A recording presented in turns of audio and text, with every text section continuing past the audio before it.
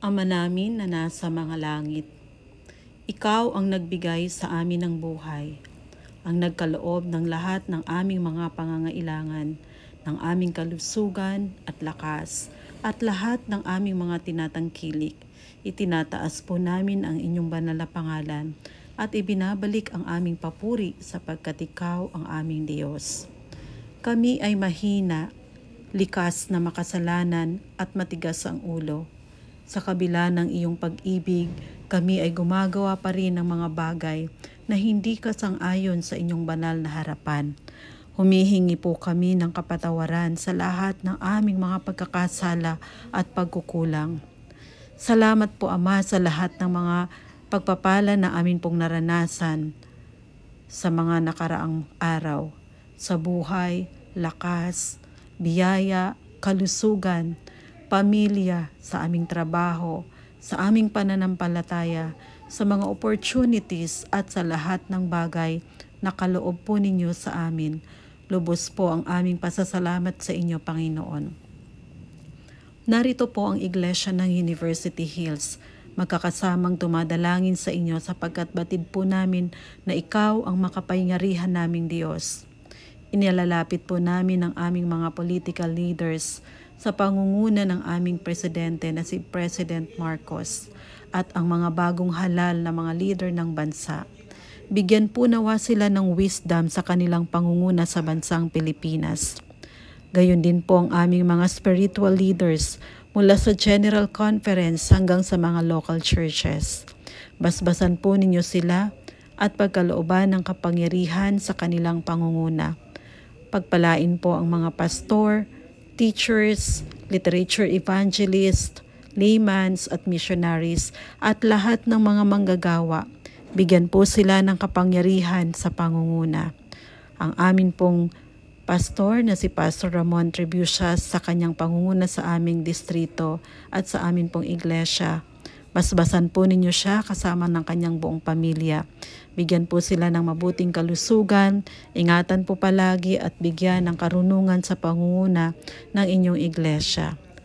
Idinadalangin din po namin ang mga taong hindi pa napapaabutan ng pabalita ng kaligtasan. Gamitin niyo po kaming instrumento upang sila po ay abutin.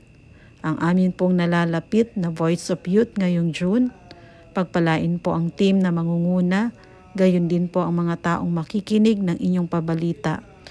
Ang mga interest sa Bible study at mga candidates for baptism, puspusin po ng inyong banal na spirito upang lalo kanilang makilala bilang kanilang personal na tagapagligtas.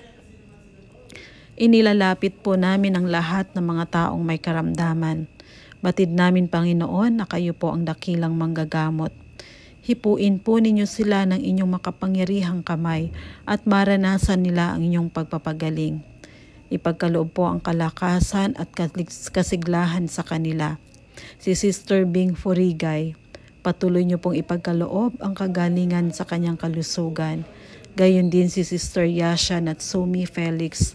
Anuman po ang kanyang karamdaman, inilalapit po namin siya sa inyo at isinasamo sa inyo na inyo pong ipagkaloob ang kagalingan sa kanya.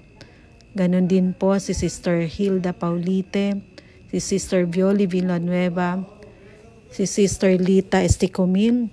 Panginoon, bigyan po sila ng lakas ng pangangatawan, maranasan po nila ang inyong kapangyarihan at ang inyong pag-ibig. Gayon din po si Sister Rihanna Sin Pablo sa kanyang dental procedure. Nawa po ito'y maging safe at successful at magkaroon po ng mabilis na recovery at wala pong maging anumang komplikasyon. Idinadalangin din po namin ang bawat pamilya sa University Hills. Pagpalain po nawa kami sa aming pong mga hanap buhay. Ipagkaloob po ang mabuting kalusugan at kalakasan sa pisikal at espiritual.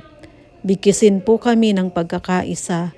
Magkaroon kami ng malalim na ugnayan sa inyo at higit ka nawa naming makilala bilang aming Panginoon.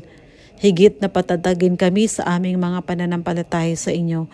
Gawin naming pundasyon ang inyong salita at hayaan na kayo ang mabuhay sa amin. Alalahanin po ang mga taong may suliranin. Gayon din po ang mga taong nalulungkot at namatayan, ang mga taong may mga pagsubok na pinagdaraanan, ang mga nangihina sa pananampalataya at lahat na may mga pangangailangan. Ipagkaloob po ang pinakamabuti sa kanila sang-ayon sa inyong kalooban.